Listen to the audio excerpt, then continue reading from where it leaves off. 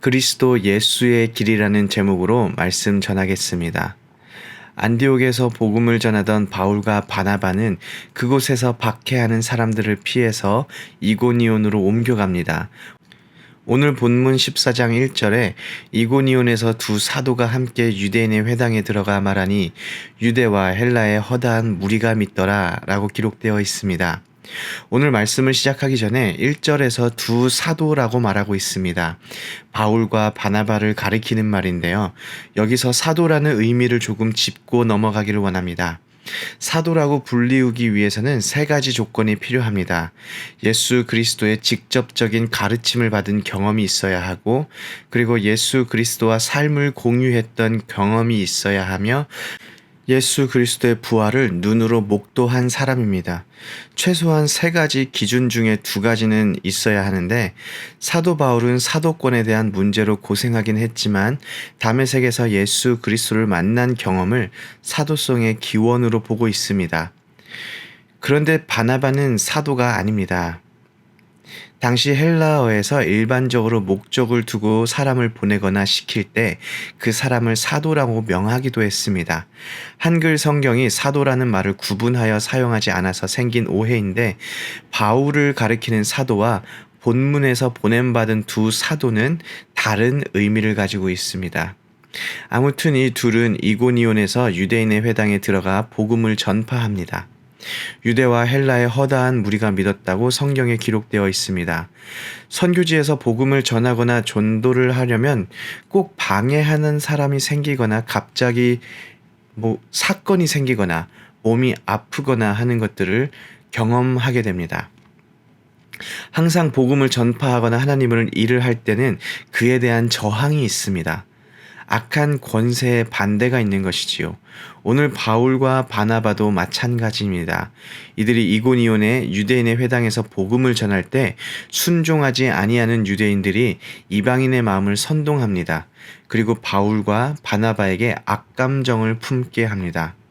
우리가 교회에서 하나님을 섬기는 일을 할 때, 혹 직장에서 학교에서 복음을 전할 때에는 사람이 아니라 악한 권세와 세력이 조직적으로, 계획적으로, 체계적으로 우리를 방해합니다. 우리를 방해하는 악한 세력 앞에 우리는 어떤 반응을 해야 할까요? 제가 아는 한 목사님은 미국 분이신데, 사탄도 잠을 자지 않는데 내가 잠을 자면 어떻게 싸워 생각하시고 열심히 일하고 사역하다가 몸을 망치셨다고 합니다. 지금은 아주 잘 주무시고 계십니다. 우리 삶 속에 항상 우리를 방해하는 악한 세력이 있는데 우리는 어떻게 해야 할까요? 오늘 본문 3절에 두 사도가 오래 있어 주를 힘입어 담대히 말하니라고 기록되어 있습니다. 그런데 여기서 한글 성경에는 번역되지 않지만 헬라어 원어 성경을 보거나 NIV, 킹 제임스와 같은 영어 성경을 보면 두 사도, 이 앞에 단어가 하나 있습니다. 접속사인데요. 그게 무엇인지 아시겠습니까? 바로 그러므로입니다. 바울과 바나바가 회당에서 복음을 전하고 있습니다. 순종하지 아니하는 유대인들이 이방인들의 마음을 선동했습니다. 그래서 이방인들이 바울과 바나바에게 악감정을 품게 되었고, 성경에는 기록되진 않았지만 그 악감정이 그들 마음속에만 있었겠습니까? 분명 어떤 방법이로든 바울과 바나바에게 표출되었을 것입니다.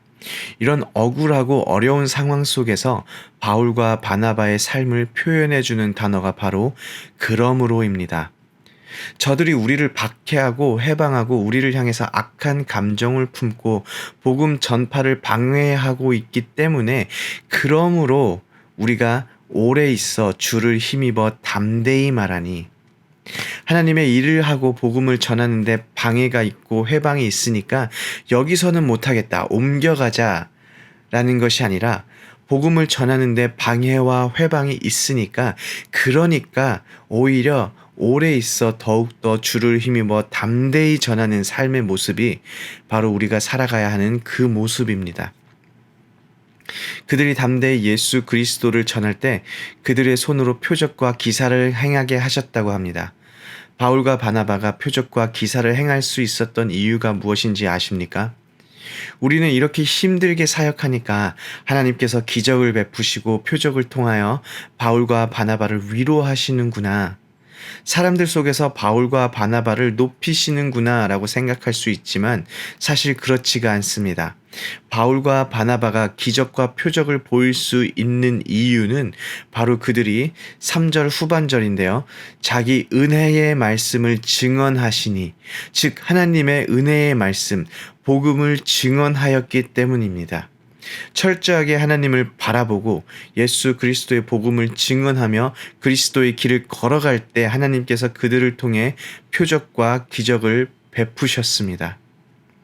수고하고 힘쓰고 애써서 복음을 전하고 표적과 기적을 베풀었음에도 바울과 바나바는 그들을 모욕하며 돌로 치려고 달려드는 사람들을 피해서 루스드라와 더베 근방으로 도망가 그곳에서 또 복음을 전합니다.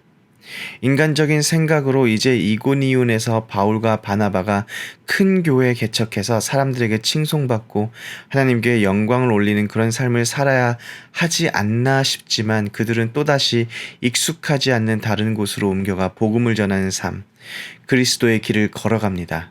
어떻게 그럴 수 있나요? 바로 바울과 바나바가 그 삶의 소망과 가치를 하나님께 두었기 때문입니다. 지난 수요일과 어제 주일 예수의 길이라는 찬양을 불렀습니다. 사실 저도 지난 수요일 처음 알게 된 찬양이었습니다. 그런데 가사 하나하나가 저의 마음을 크게 감동시켰습니다. 가사를 보면 길 잃고 쓰러져 가던 그곳에서 주님께서 내 손 잡으시고 내가 곧 길이요 진리 생명이니 나 그 길을 보내 주 예비하신 곳 다른 길로 돌아서지 않으리라는 고백이 있습니다. 바울과 바나바는 길 되시고 진리 생명 되시는 예수 그리스도를 붙잡고 그 길을 묵묵히 걸어갔습니다. 가사의 고백처럼 예수의 길은 좁은 길입니다. 험하고 거칠은 길입니다. 하지만 그 길 끝에는 반드시 승리가 있습니다. 사도 바울과 바나바처럼 박해와 미움과 방해가 있지만 예수의 그 길을 묵묵히 걸어간 것처럼 우리 오렌지 한인교회 모든 성도님들이 우리 삶 속에서 예수의 길을 묵묵히 걸어가시기 바랍니다. 세상 속에서 그리스도인으로 살아가는 것이, 예수를 드러내며 살아가는 것이 힘이 들 때도 있지요. 지칠 때도 있을 것입니다. 다리가 아파올 때도 분명히 있습니다. 하지만 주님께서 우리 손잡아 주시고 계십니다. 그리고 우리가 걸어가는 이 길 끝에는 승리가 있습니다. 이 사실을 기억하며 오늘 하루도 그리스도 예수의 길을 걸어가는 그러한 삶을 살아내시기를 기도합니다.